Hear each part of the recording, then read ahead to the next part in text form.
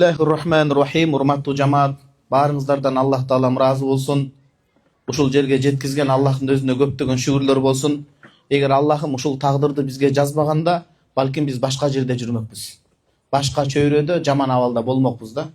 Биз кыйындыгыбыздан эмес, билимдүүлүгүбүздөн эмес, байлыгыбыздан эмес, балким биринчи кезекте жана акыркы кезекте Аллахтын мээримдүүлүгү, жакшы тагдырды жазган себептен келип отурабыз. Ошон үчүн Аллах Тааланын өзүнө мактоолор болгон болсун. Сиздер менен бүгүнкү азыркы сабак биз келген Мединанын кадыр баркы, анын артыкчылыктары кандай? Медина боюнча тааныштыруу сабак болмокчу. Сиз кандай жерде жүргөнүңүздү билиш керек. Мадина деген шаардын бир топ аттары бар. Алым бул жерде имам Самбуди 99 атын санаптыр, элестетиңиз. Мединанын 99 аты бар экен. Ошон үчүн биз 4-5-өнү тандап, андан кийинки Мадина туурасында пайгамбарыбыз саллаллаху алейхи айткан нерсени кетели. Биринчи, Мадинанын аты Иман дейт. Дарул Иман, имандын коргону болгон жер дейт. Имандын бешиги коргону болгон жер деп атат. Иман ушул жерден уялап дүйнөгө тараган. Биз ошол имандын башына келдик. Биздин кыргыз элинде жакшы сөз бар. Эл башы болгондон суу башы болгон деп. Анткени суу булак чыккан жер эң таза суу болот. Медина шаары апалар имандын эң түбү болот. Ошол имандын түбү болгон жерге келип, иманыбыздын нурун, иманыбыздын күчүн күчөтүп кетүүнү Аллахтан суранып, жакшы бир ибадаттарды кылып калыш керек. Имандын нурун күчөтүүнү. Экинчи, Мадина шаарынын аты Ал-Баррату Ал-Барра дейт. Ага акысын туура өтөп, адеп ахлак менен ибадат кылган адамдарды жакшылык менен сыйлай турган шаар дейт. Кыргызда сөз бар, сыйга сый, сыр аякка бал дейт. Ким Мадина шаарына туура ниет менен кирсе, апалар, жакшы соопторду кыла турган болсо, жакшы адеп менен жүрө турган болсо, эли менен урушпай, үнүн бийик көтөрбөй, сөгүнбөй, сабырдуу болуп, анда Мадина жакшылык менен кайтарат дейт. Анткени жана апаларга жолбой айтып келдим, апалар. Пайгамбарыбыз саллаллаху алейхи айткан, Мекке үчүн Ибрахим пайгамбар мурда береке тилеп дуа кылса, мен Мадина үчүн 6 эсе береке тиледим дейт. Мадинадагы Меккедеги берекеден 6 эсе көп береке бар биякта дейт. Ошондой берекелүү Мадина шаары дейт. Караңыз, Байтур Расул, Аллахтын элчисинин үйү деп аталат экен. Жалпы могу калдайган калың Мадина шаарыны пайгамбарыбыз саллаллаху алейхи үйү деп аталат экен. Демек, бир тууган, биз пайгамбарыбыз саллаллаху алейхи үйүнө конокко келдик. Кыргызда жакшы сөз бар, жаманды коногу бийлейт дейт. Пайгамбарыбыз саллаллаху алейхи үйүнө конокко келсек, конокко кирген адам кемчиликтерди көрбөйт. Конокко келген адам коноктун адебинен чыкпайт. Коноктук сыйыбыз эң биринчи салават болуш керек. Экинчи эле коноктук сыйыбыз пайгамбарыбыз саллаллаху алейхи мечитинде көбүрөөк болуш керек. Үчүнчү коноктук сыйыбыз жашоодо пайгамбарыбыз саллаллаху алейхи сүннөтүн калтырган жолун биз үйрөнүп жашообузга киргизиш керек. Сизге эки мисал менен чагылдырайын муну. Биринчи жакшы жагын, экинчи ошол сүннөттү жолун карманбасак кандай зыян, кандай коркунчу бар экендигин. Биринчи жамандан баштайлы, анткени муну баштап жакшылык жаап кетсин да бардыгын. Пайгамбарыбыз саллаллаху алейхи айтат, Ибн Мажада келет хадисте. Силердин кимдир бирөөңөр ажаатканага кирерден алдын жиндердин көзүнө парда жаап койгон дуаны айтпаса дейт. Ажаатканада ошо жин шайтандар уялаган жер болот адатта. Ошо жин шайтандардын көзүн жаап кое турган дуаны бисмилла, Алланын аты менен киремин. Аллахумма инна ауду бика минал хубси вал хабаис. Жин шайтандардын эркек ургаачыларынын жаман көзүнөн, азгырык жаман сөзүнөн сактоосун айымын деп, ошол дуаны айтып кирбесе, жин шайтан элешип калыш коркунучу бар дейт. Кыргызстанда көп болуп атат, Кудай сактасын. Бул оор нерсе да, адам акылдан кетип калат. Бир эле сүннөт ушул дуаны айтпай кирсе, элестетиңиз. Экинчи нерсе, жашоодо бир сүннөттү аткара турган болсо канчалык чоң сооп бар. Азыр биз мына тамак жеп бүттүк жаңы эле. Пайгамбарыбыз саллаллаху алейхи айткан, кимде ким тамак жешиштен алдын колун жакшынакай жууп сүннөттөй турган болсо, тамак жеп бүткөндөн кийин колун жакшынакай сүннөттөй турган болсо, кедейчиликтен жана айыккы соорудан таза болот дейт. Медицина ушуну изилдеп чыкты да азыр.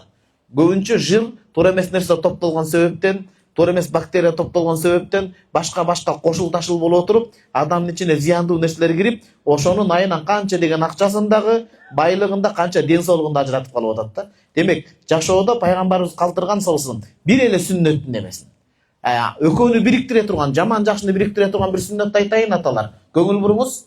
Пайгамбарыбыз саллаллаху алейхи айткан, бейиш менен сүйүнчүлөнгөн адамдын сыпаты кечкисин жатаарда эч кимге капа болбой, таарынбай, таза пейил, чын жүрөк менен жүрөгүн бошотуп жатса, ошол адам эң бактылуу адам, ошол менин сүннөтүмдү аткарган адам болот дейт. Стресс, депрессия, адамдын кыска өмүрдөгүсү тагдырда жазылгандай. Жандай кыйналып калгандыгы, бүгүн онкологический оорулар көп болуп атат. Бүт ошонун бардыгын алдын алган бир сүннөттүн жашоосунда жоктугу кайсы? Адамды кечире билгендик жок болгон себептен. Кечире билүү, ошол жүрөктү таза кармоо, жүрөктү кыйнабоо бул эң чоң сүннөт болот экен да. Мадинанын аттарынын бири Ал-Хабиба. Алла Таалага Алланын элчисине сүйкүмдүү болгон шаар дейт. Лучезарный деп коет, Мадина нурлуу шаар. Бияка кирген адамдын жашоосу бөлөк болот. Бияка келген адамдын ибадаты бөлөк болот. Анткени өзүндө сиз жүрүп атасыз ибадат боло турган жерде. Бул биринчи маселе. Аттары көп, бирок ичине биз экинчиге өтөбүз азыр. Экинчи маселе туугандар, пайгамбарыбыз саллаллаху алейхи ва салламдын ошол Мадина шаарына берген өзгөчөлүктөрү кандай болот? Өзгөчөлүктөрү кандай? Караңыз. Дүйнөдө аалымдар кайсыл жер жакшы болот, абзел жер кайсы деп талашкан. Апалар жакшы билип алыңыздар, бул илимден керек болот. Эң биринчи Аллах жараткан жердин эң кайрымдуу, берекелүү, жакшы жер пайгамбарыбыз саллаллаху алейхи ва салламдын денеси, кабырдагы. Денесине тийип турган топурак дүйнөдөгү эң жакшы жер деп бааланат. Пайгамбарыбыз саллаллаху алейхи ва саллам кабырына кирип салам беребиз, учурашып. Ошо денесине тийип турган топурак жана өлчөм эң берекелүү, Аллахка сүйкүмдүү жер болот биринчи кезекте. Экинчи жер Меккедеги Кааба. Кайра үчүнчү жер Мадинанын өрөөнүнүн бардыгы. Үчүнчү кезекте ушул Мадина шаары бүткүл Аллах Таалага сүйкүмдүү болгон жер экен да. А сүйкүмдүү болгон жерин эмне жайыт? Аллахтын мээрим ырайымы жайыт. Элестетиңиз? Ошондой берекелүү жер. Ошондой берекелүү жер. Бул Мадина шаарынын биринчи артыкчылыгы.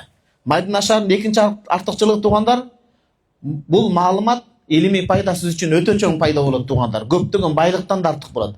Юхлакул инсан мин турбатил ард аллати юдфан фиха дейт. Бул Аллах Таалам тагдырга жазып койгон акыйкат. Адам өзү кайтыш боло турган, жанын берип өлө турган, кайтыш боло турган жердин топурагынан жаралат дейт. Адамдын кайтыш болуусу бул гайып, эч кимге белгисиз, Аллага гана маалым. Ошол Аллах Таалам кайсыл жерде барып кайтыш боло турган болсо, жерде ошонун топурагынан алып жараткан дейт.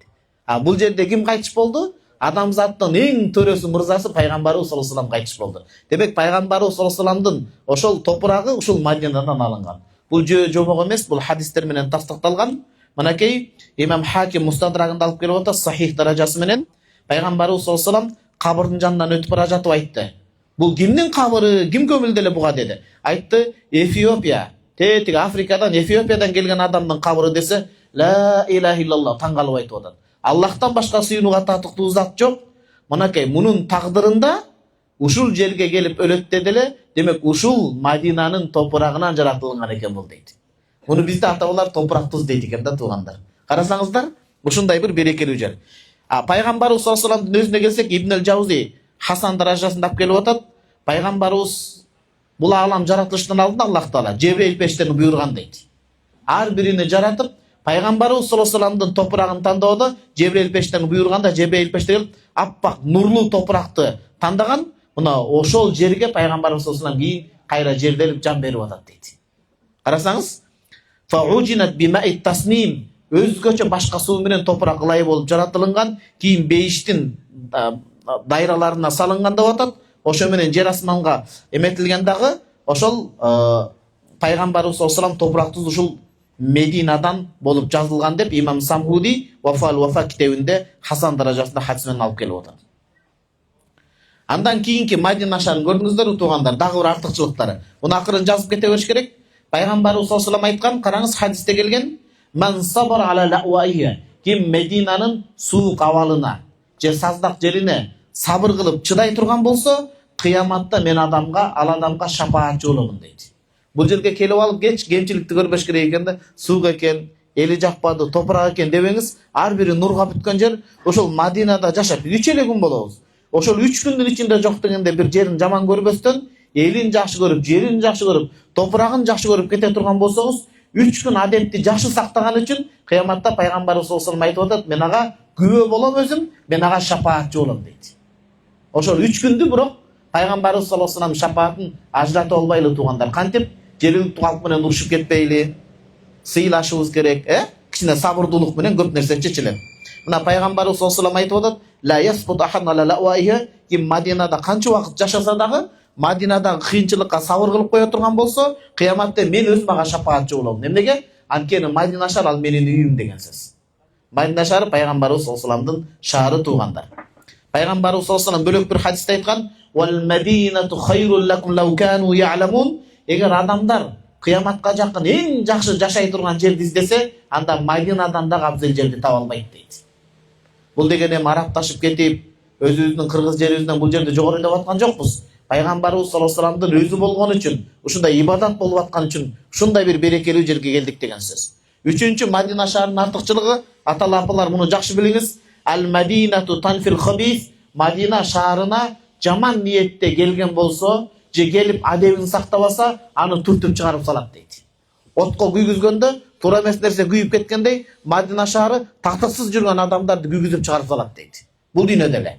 Мунун тастыгына төмөнкү имам Муслим алып келген хадис, пайгамбарыбыз саллаллаху алейхи вассалам айтат: "Яти алан наси заманун" дейт. Кыяматка жакын адамдар тынч жашай албай калат экен. Кыяматка жакын тополоң согуш болуп, ушундай согуш болуп калган учурда адамдар айла жок баш корголоп качып, эң тынч жерди издеп калышат дейт. Согуш болбогон тынч жер кайсы жер болот? Бейкут жер кайсы жер болот деп эң бир тынчтык, жакшы жашоону издеп калат. Пайгамбарыбыз саллаллаху алейхи вассалам айтып атат, бирок алар Мадина шаарындай тынчтык, согуш болбогон жерди таба алышпайт дейт. Менин жаным Аллахтын затында болгон затка касам ичип айтамын, ким мына ушул шаарды жаман көрүп чыга турган болсо, анда ал жаман көрүп чыгып аткан жок. Ал Мадинага жүргөнгө татыксыз, Мадина шаары аны түртүп чыгарып коюп атат дейт. Ал өзү чыгып кетип аткан жок. Мадина шаары татыксыз болгон адамдарды өзү эле түртүп чыгарып коет дейт. Кандай отко жанагындай татык нерселер күйүп кеткен сыяктуу дейт. Караңыз, Бухари Муслимде хадис келген, пайгамбарыбыз саллаллаху алейхи вассалам айтат: "Аллах таала мени шаарлардын эң жакшы шаары болгон Мадина шаарына журт которууга, хижрат кылууга буйрду" дейт. Мадинада тазаган адамдар өмүр сүрөт дейт. Ошончо адамдардын ичинен бизге насип кылып атат. Аллах таала мейли журтубузга дагы көп жакшылыктарды эмне кылган болсун, насип кылган болсун. Караңыз, Мадина шаарынын 4-чү артыкчылыгы туугандар. Кимде ким Мадина шаарына кастык, душмандык кыла турган болсо, Аллах 2 күн аны азаптайт экен да. Хадисте эмне деп келип атат? Ла юриду ахадун ахлал Мадинати бисуин. Ким Медина калкыны, Мединада жашагандарды бир коркутуп, үркүтүп, жамандык кааласа, илля азабахуллаху финнар. Аллах таала аны тозокто коргошунда эриткендей эле эритип кыйнайт дейт. Пайгамбарыбыздын шаарында ушунчалык бирөө адепсиз иш кыла турган болсо, коргошун отто кантип эрийт? Ошол сыяктуу тозокто эритет дейт. Ау заубил милх билма, же болсо жанагындай кайнак сууга тузду салсаңыз канчалык эрип кетет, ошондой эле эритип азаптайт дейт. Кудай сактасын. Соогуна жараша бул жердин жоопкерчилиги дагы бар экен. Карасаңыз, андан кийинки Мадина шаарынын дагы бир артыкчылыгы. Пайгамбарыбыз саллаллаху алейхи вассалам айткан: "Мен ахтаса фи хадасан" дейт. Кимде ким Мадина шаарына келип бузук иштерди кыла турган болсо, же бузук адамды ушул жерде жаап жашыра турган болсо, Аллахтын периштелери тирүү жандардын бардыгы аны каргышка алат дейт. Демек бул жердин жоопкерчилиги чоң экен да. Биз иншалла каргышка албайбыз, тескерисинче сооп боло турган жер. 5-чи, пайгамбарыбыз саллаллаху алейхи вассалам Мадинага келген адамдардан сураныч катары өтүнгөн. Аталар сураныч катары өтүнгөн өтүнүчү бар. Ким ошол пайгамбарыбыз саллаллаху алейхи вассаламдын осуятын сактаса, кадимкидей бейиш менен сүйчүнөнөт дейт. Караңыз кайсы? Ал-Мадина, Медина шаары мухажари. Мен Меккедегилер кууп чыгарганда Мадина шаарына келип жашаганмын дейт. Фиха маджай, көзү тирүү кезинде айткан. Мен Мадина шаарында жанымды берип ошол жакта көмүлөм деген. Ва минха мабаси, кыяматта Мадина шаарынан тирилемин деген. Хакикун ала уммати, демек Мадинага келген менин ар бир үммөтүм Мадина шаарын сыйлаш керек, чоң күнөөлөрдү бул жерде келип аткарбаш керек дейт. Ушул жерге келип чоң күнөөнү аткарбай, Мадинанын акысын төлөй турган болсо, кыяматта мен ал адамга шапаатчы болом дейт. Карасаңыз, туугандар, биздин жамаатта андай жок. Кудайга шүгүр, канча умрага келип атат, андай болгон жок. Бирок башка бир жамааттардан мага кабар жетип калды.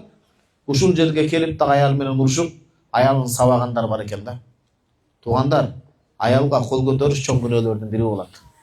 Ушул жерде чоң күнөөлөрдүн биринде адепсиздик кылып койсоңуз, ошончу сооп иштен курулай ажырап каласыз. Ошон үчүн жеңелерибизди, апаларыбызды жакшы бир сыйлагандын аракетин көрүшүбүз керек. Андан кийинкисин караңыз. Пайгамбарыбыз саллаллаху алейхи вассалам айткан Мадина туурасында: "Манистата ямута бил Мадинати фалямут биха." Ким Мадина шаарында кайтыш боло алса, өмүрүнүн акырында ушул жерде жашап, ушул жерде кайтыш болууга аракет кылсын. Эмнеге? Фа инни ашфау лиман ямуту биха. Кыяматта эң биринчи мадиналыктар тирилет, ошондо эң биринчи аларга мен шапаат кыламын дейт. Мадина калкын эң биринчи колдоо көрсөтөмүн дейт. Туугандар, бул бөлүнүү эмес. Бул арапташуу эмес. Жер Кудайдыкы. Жер Алланыкы ал. Туурабы? Ооба, иншалла насип кылсын өзүбүздүн мекенибизде да кайтыш болгалы тоодо. Анан бирок эң жакшы тирилгенден шапаат ала турган болсок, Мадина бардыгынан артык болуп калат экен да ушул тараптан. Пайгамбарыбыз саллаллаху алейхи вассалам акысын берип бул жерде кайтыш болгондорго кыяматта мен шапаат кыламын дейт. Пайгамбарыбыз саллаллаху алейхи вассалам караңыз, 5-чи Мадинага болгон сүйүүсү. Хадисте Бухари Муслимде эмне дейт? Пайгамбарыбыз саллаллаху алейхи вассалам Маккадан Мадинага кире ушул дуаны кылган. Аллахым, о жараткан Аллахым дейт. Хаббиб илайнал Мадина. Бизге Мадинаны сүйүктүү кыл, кахуббина Макката. Меккени туулуп өскөн жерибизди жакшы көргөндөй, Мекке Мадинаны да бизге сүйүктүү кыл, балким ау ашат. Меккеден да ашык бизге сүйкүмдүү кыл дейт. Меккеге караганда Мадинадан дагы артык бизге сүйкүмдүү кыл дейт. Экинчиден караңыз. Пайгамбарыбыз саллаллаху алейхи вассалам Мадинага береке тилеп дуа кылган. Ата, береке деген эмне билесизби? Береке ырыскынын мол болуусу. Балдардын мындай тил угуусу, жашоонун исламда нурда өтүүсү да. Бухари Муслимде хадис келген. Пайгамбар саллаллаху алейхи вассалам айтат, апалар караңыз. Аллахум ичал бил Мадинати, Аллахым Мадина шаарында Меккеге берген берекетиңе караганда Мадина шаарында 2 эсе берекеңди бер дейт. Мадинадагы бир берекеге караганда Меккедеги, Мадинада 2 эсе берекеңди бер деп атат да. Не деген сонун караңызчы. Андан кийин Пайгамбарыбыз саллаллаху алейхи вассалам Мадина боюнча эмне деген? Мадинада чума оорусу бар, адамдарга жуга турган. Ошол ооруну бул жерден алгын деп Пайгамбарыбыз саллаллаху алейхи вассалам кыяматка чейин үммөт үчүн дуа кылган деп атат. Бул жерде ошондой артыкчылыктар кете берет. Ар жагына белгилеп койгом, аны эртең окуйбуз. Азыр экинчи китеп туугандар. Пайгамбарыбыз саллаллаху алейхи вассаламга салават айтуунун пайдасы. 10 пайдасы бар, ошонун 5 пайдасын сизге бөлүшмөкчүмүн. Мадинада жүргөндө биз Пайгамбарыбыз саллаллаху алейхи вассаламга салават айтышыбыз керек. Биринчи, кимде ким Пайгамбарыбыз саллаллаху алейхи вассаламга бир салават айта турган болсо, туугандар, Аллах Таалага 10 салават айтат. Аллах Таала 10 салават айтат дегени кандай? Эгерде биз чын жүрөктөн саллаллаху алейхи вассалам деп айта турган болсок, Аллах биздин 10 кемчилигибизди жаап кечирет. 10 жетишпеген нерсебизди жетиштирет, береке берет. Мисалы караңыз, сиз умраны бүтүп 14 күндө Кыргызстанга кайтып барсаңыз, аялыңыз күйөөңүздөй сыйлап турса, балаңыз сизди сыйлап тилиңизди угуп турса, жаман жолго барбаса, имандуу чоңойсо, илимдүү, билимдүү болсо, ошол биздин көксөгөн, арзу кылган бактыбыз ошол да тууган. Ошону береке деп айтат. Күйөөнүн күйөөдөй, аялдын аялдай, апанын ападай, баланын баладай орду болсо. Демек, салаваттын биринчи пайдасы апалар түшүндүңүз да. Ким бир ирет салават айтса, Аллах Таала 10 жакшылыгын түшүрөт дейт. Караңыз, хадисте эмне деген? Мен солла алейя салатан вахида, ким мага бир салават айтса, саллаллаху алейхи вассалам деп ата. Саллаллаху алейхи вассалам Аллах Таалага 10 жакшылыгын жаадырат дейт. Экинчи пайда, кимде ким Пайгамбарыбыз саллаллаху алейхи вассаламга салават айта турган болсо, атайын сиздин айткан салаватты периштелер Пайгамбарыбызга жеткирип келет экен. Баланчанын уулу, баланча деген пендеңиз сизге салават айтты деп, периште ошону аздектеп көтөрүп Пайгамбар саллаллаху алейхи вассаламга жеткирет экен да. Көрдүңүзбү кандай бийик амал? Мен солла алейя, Пайгамбарыбыз айтып атат. Ким мага бир салават айтса, баллагатни салатаху дейт. Периштелер анын мага саламын жеткирет дейт. Саламын кадимкидей жеткирет. Жана ва кутиба лаху сибазалика ашру хасанат, саламын жеткиргенден кийин 10 жакшылыгга жазылат дейт. 10 жакшылыкты Аллах берет, кандай жакшылыгы бар деп атат да. Үчүнчү жакшылык туугандар. Биз бүгүн жума күндөбүз да, аталар, апалар. Пайгамбарыбыз саллаллаху алейхи вассалам айткан экен, муну да жазып алыш керек. Аксирус салат алейя ми яумил жума, жума күнү көбүрөөк салават айткыла дейт. Жума күнү мага көбүрөөк салават айткыла эмнеге? Анткени Жебреил пеште мага келип айтты, ким жума күнү сага бир ирет салават айта турган болсо, болуп көрбөгөн 10 жакшылыкты жаадырат дейт. 10 жакшылык ичинде имандын күчү, ден соолук, үй бүлө, мамлекеттеги жакшы жашоо бүт бардыгы ичине камтып алат. Биз билбеген жакшылыктар да. Андан кийинки 4-чү салаваттын пайдасы туугандар. Пайгамбарыбыз саллаллаху алейхи вассалам айтат, караңыз, кимде ким салават айта турган болсо, анын даражасы көтөрүлөт, анын күнөөлөрү кечирилет дейт.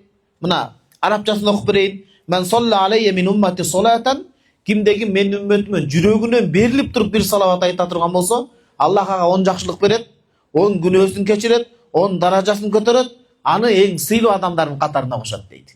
Келиңиздер ичибизден саллаллаху алейхи вассалам деп 10 жолу айтып койсок азыр сабак учурунда. Саллаллаху алейхи вассалам.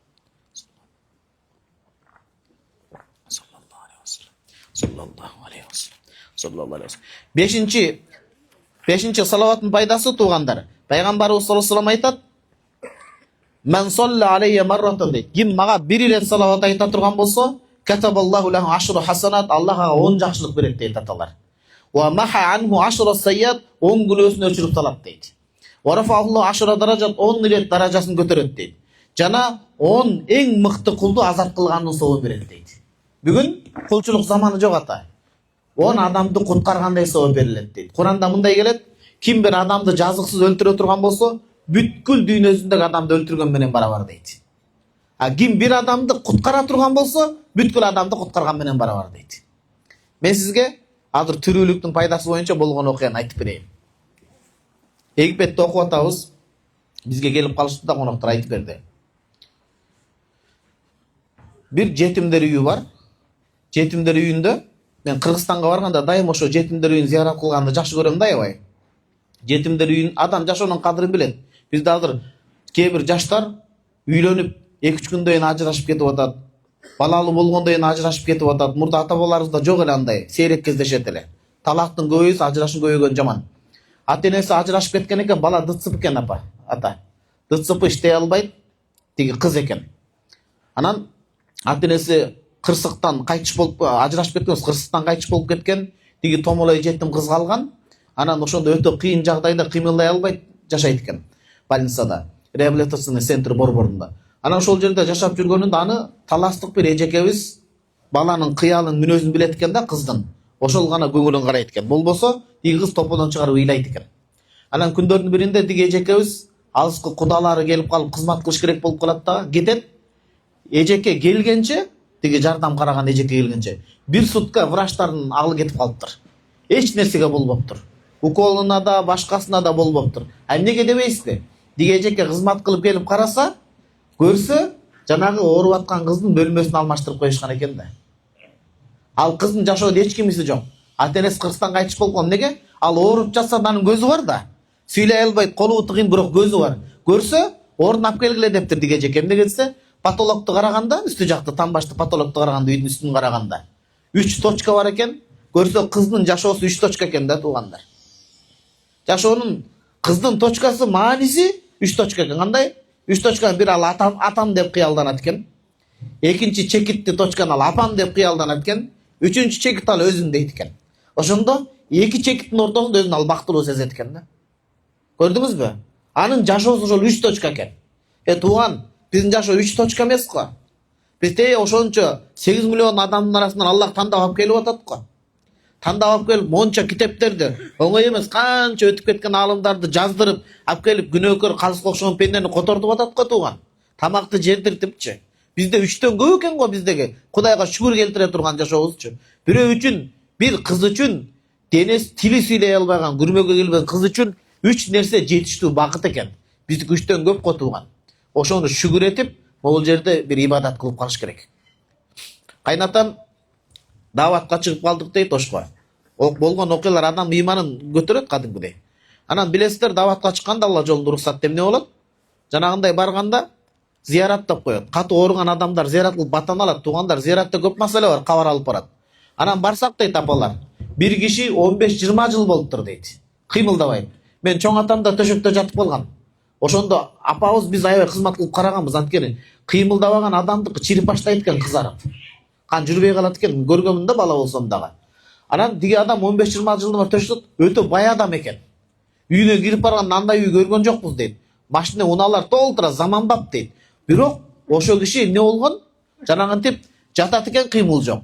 Акча төлөп массаж келет экен, массаж кылганда бир аз машсызап, бир аз жанагы жерлерди кан тешет экен, бир аз кан астына түшүш үчүн тазаланып. Жанагындай жерге асылып жатат экен да. Анан диги кишилер барып кайнатам, жана жакшы адамдар барып кабарын алып, аксакалга жакшы сөзүн айтып, орто жаштар өтүп калыптыр. Жакшы эми кейибеңиз эми, зикир кылыңыз ушунда да, ушуга да Кудайга шүгүр эми багандай. Мындан жаманы болсо кандай болот эле, эми өзүңүздү колго алыңыз. Ушул абалда туруп да Алланы көп эскериңиз, сиз Аллага эң жакын адам болосуз. Туурабы? Деп айтып, кандай болуп калды десе айтыптыр. Ал баягы илгери имандан түшүнүк жок кезде бала төрөлсө да арак менен ичмей болгон, адамдар топтолгон жер арак менен болгон. Жалганбы? Мисалы мен өзүм көлдөн болсом, биз бөлүнбөйбүз. Көлдө ушул жаңылыкты шокфактан чыкканда көргөм мен мектепте окуганда. Атасы менен баласы көлдө бирге отуруп арак ичип, атасын балталап башын кыйып койгон заман болгон.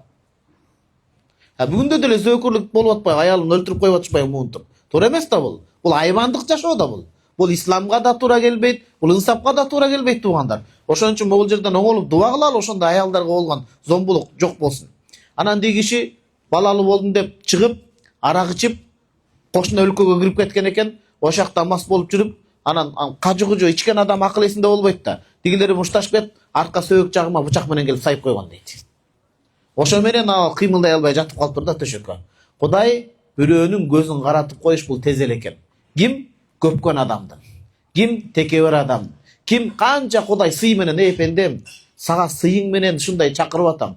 Ондай жакшылыгын, ошонун баарын көз килбей чана берсе, чектен ашса, ал тез эле экен да Кудай. Бул жашоонун немеси ошондой экен. Жашоонун немеси сүннөтү. Анан ошол аксакал айтат дейт. Батасын алып чыгып барат аксакал. Эмне арманыңыз бар жашоодо десек айтат дейт. Мен үчүн бакыт 5 кадам бассам дейт.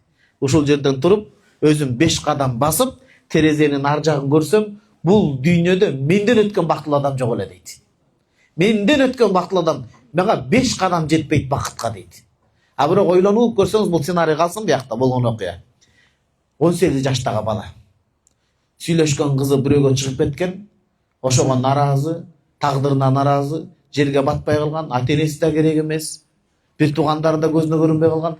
18 жашта оңгүлүнүн бир ачыл элек мекен үчүн, дин үчүн, мекен үчүн, Кыргызстан үчүн туруп бере турган 18 жаштагы тепсе темир түзө турган жигит сүйлөшкөн кызы турмушка чыгып кеткен үчүн жанын кыям деп кетип бара жатат да. Бирөөгө 18 жаштагы жашы кор, а бирөөгө 5 кадамга зар да туугандар. Ошончо адамдардын ичинен Кудайым бизге жакшы тагдырды алып келип, ушинтип алып келип койгонуна шүгүр деш керек туугандар. Алып келип койгонуна шүгүр деш керек.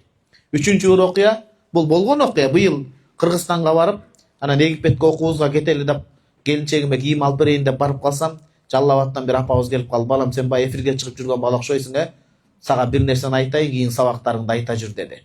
Антип мен үйдө кыздардын эң улуусу элем дейт. Ал кезде ошо техникум деген бар турбайбы ата, аталарым жакшы билсе керек. Ошол жерде окууга тапшырып эметсем, мага кабар келип калды.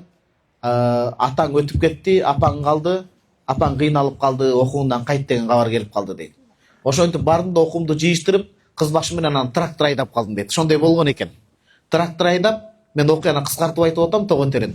Аял башым менен дейт, өзүмдүн кийинки укаларымды, инилеримди, сиңдилеримди бардыгын кызмат кылып, бактым адал мейнет пешене тери менен дейт. Ар бирин бактым. Анан бир туугандарым деп өзүм турмушка кеч чыктым дейт. Бир туугандарым деп өзүм турмушка кеч чыктым. Анан турмушка чыккандан кийин Кудайым дөөлөт берди, байлык берди, бардыгы жакшы болду дейт. Анан өтө көңүлчөөктүк, ак көңүлдүк дагы жаман экен. Ошентип ортодо бир адамдар келип, дигинтип минтип силер кадыр бартуу адамсыңар деп, өзүбүз билбеген абалда алданып калыппыз дейт. Бирөөлөргө акча алып берип, ортодон алданып калыппыз, ортодон. Анан бүт жанагы дөөлөт байлыктын бардыгы кетти дейт. Бардыгы кетти да дөөлөт байлыктын. Анан эң жаман жерин карап туруңуз азыр. Өзүм турмушумдан кечип, үй бүлө, үй куруп берип, аял башым менен тапкан иним дейт. Катуу ачарчылык болуп бүт карызга барып калып, өзүмдүн бир тууган иниме барып, жарым кап ун сурайын, буудай сурайын деп барсам, бар болуп туруп жок деп койду дейт. Ошол жерден кыйналдым дейт да. Аллах мени бир көтөрүп туруп жерге катуу күйүп койду. Анан азыр Кудайга шүгүр, карыздан кутулуп келе жатабыз. Бирок балдарымдын баары намаз окуйт, баары жакшы, бирок мен рак оорусунда аккан болуп калдым дейт. Дертен отуруп дейт. Туугандар, бул окуя апам эмнени айткысы келип атат? Жашоодо ар бир соопту Кудай үчүн жашаш керек. Анан бир туугандар менен мамилени бекемдеш керек. Ушул жерде жүрүп бир туугандар менен болгон мамилени бекемдеп, дуа кылып калалы туугандар. Өткөндө бир досум айтат, ушул жерден дуа кылып калалы. Бир досум айтат, биз инибиз менен бир тууган элек дейт. Бир тамакты бөлүп ичет элек. Бир чайды, бир сууну бөлүп ичет элек. Анткени ата-энебиз ажырашып кеткен. Ажырашып кеткенде турмуш оор болгондо балдар бир болуп калат. Анткени алар коргой турган жок. Адам неге көбөт? Барчылыктан көбөт. Адам неге көбөт? Токчулуктан көбөт. Адам эмнеге эсирет? Адамга сыноо келбегенден эсирет. Адам эмнеге өзүнүн адам экенин унутат? Оору келбегенде унутат. Адамга сыноо келсинчи, тегөөлүк бияктарсын, оозунан Кудай түшпөй калат. Ошон үчүн ден соолук бар кезде кадырлаш керек экен. Бир тууган иним экөөбүз жакын элек дейт. Анан ошентте ал үйлөнүп кетти, Россияга башка жерге иштеп кетти. Ушундай жакшы намаз окуп жүргөн менин иним дейт. барып отырып адал күмөн, адалды иреттебей күмөндү жеп, башканы жеп дейт. Барып апабызды карабай калды дейт. Анан бир күн ошол мен сырткы башка өлкөдө иштейт элем дейт. Досум чалып калды дейт. Апаң жазыптыр деп. Эмне деп жазыптыр? Диги дүйнө ушунчалык жүрөгүнө кирип кеткен окуянын токотери, үй алган, апасы, балдары деп үйдүн 3 комнаталы үйдө комнаталарга жашабай, жанагы кухнясы барго, чай иче турган. Ошол жерде жашайт экен да апасы. Эмнеге ошол жерде жашайт экен? Балким келиндерим мени кагып койбойбу? Келиндерим астында баламдын шагы сынып калбайбы? Эмнеге апаңды дияка жашаттың? Мага ушул жер боло берет балам деп кухняда жашап атат экен да апасы. Туугандар, мен бул сөздү жаш инилерим айтып атам. Канча дүнүйө табыңыз, дүнөөңүз ата-энеңиз үчүн буйрбаса ал баары бир ал. Көргө алып кете албайсыз. Сенин эң биринчи алган айлыгыңыз, тапкан адалдан байлыгыңыз ата-эне үчүн жумшалсын. Бир туугандар үчүн берилсин туугандар. Элестетиңиз, кыяматта пайгамбарыбыз саллаллаху алейхи ва саллям айтат, конторо дейт, хадис бар. Сирот көпүрөсүнүн үстүнөн өтүп баргандан кийин бейишке эми кирем деп калганда, асты тозок, кылдан ичке, кылычтан курч. Конторо көпүрөлөр бар. Ал көпүрөдө туугандардын акысынан сураласыз да. Ошон үчүн бүгүн могул жерде туруп дуа кылып калалы. Аллахым бир туугандарыбызды мамилени бекемдейли. Бир туугандарыбыз менен мамиле жакшы болуп калсын деп. Аллах таалам баарыбызга эки дүйнөнүн берекесин берсин. Дуа кылып калыш керек. Мына апалар өткөн эле 20 күн алдымбы, 25 күн алдым. Көлдөн бир аксакал келип туруп ушундай жамаат болуп айтты, балам, калыс таксыр, мен көзүм түшүл жамаатка айтпаңыз, менден кийин бирок айтып коюңуз дейт. Балам Россияда жүрүп соттолуп кеткен 11 жылга дейт. Анан ошентип эки өлкөнүн ортосу менен Кыргызстанга которулуп келген. Анан сиз сабакта дуа кылгыла деп аят хадистерди айттыңыз. А мен үмүтсүз болуп калган элем дейт, балам. Ушунчалык жакшы көрчүмүн дейт. Кой, сен айттың, кетедин алдын Кааба бар дуа кылып, кемпирим ээштип алды дейт. Кыргызстандан деле уктайбыз, жүрү деп Меккеге барып Каабанын астында ыйлап дуа кылып, Алла, сен кадыр затсың. Сен мээримдүүсүң. Мен эртең көзүм өтүп кетсе ушул кийинки бир туугандар ошо балам карайт эле. Бөөдөй жерден ошол басты болуп камалып калды эне. Өзүнүн канчалык күнөөсү бар, аны соттортушту, бирок ошо балам адилеттүү боло турган болсо, ошо балам чындап күнөөсү жок боло турган болсо, баламды түрмөдөн бошотчу деп заргакша ыйладым дейт. Ошол түнү булар эми телефон таштап кеткен да, ибадатка берилген. Мен жамааттан ушуну суранам да, базарлап кетпейличи, базарчы болуп депчи. Биз бияка базарчы болуш үчүн келген жокпуз туугандар. Кытайдын эле товарын алып кетесиз бияктан. Биз бияктан эки дүйнөнүн туура жолун сурай турган адам болуп келип атабыз. Өкүл болуп келип атабыз. Анан телефон калтырып койгон, таң атканча ыйлап дуа кылышкан апа экөө, эртең менен келсе кабар келген, балаңыз түрмөдөн бошотулду, акталып чыкты деп. Аксакал келип ыйлады да мени. А бирөө келип айтат, аксакал шолоктоп ыйлады да, көрүнүп турат. Намазды жаңы баштаптыр да, 6 кызым бар дейт. 6 кызым бар эле дейт. Мен тагдырга наразы болчумун балам дейт. Аллах неге мага эркек бара бербе деп, кыздарымдан намыстанат элем мен дейт. Көрсө мен калыс таксыр акмак турбаймынбы дейт. Ошол 6 кызымдын улуусу бой жетип дейт, мени апасы менен умрага жөнөтүп атат дейт. Биз билбейт экенбиз да, кайсыл балада жакшылык бар. Ошон үчүн апалар, аталар, биз акыл үйрөтө албайбыз, сиздерден бир сураныч, бизди жөнөткөн балдарга дуа кылып коелу дияктан. Бир туугандарга дуа кылып коелу оңой эмес. Айта турган сөз ушул туугандар. Кудайым буйрса алдыда да сабактар болот. Азыр кимде суроолор болсо берип калыңыздар, суроолорго жооп бере кетейин.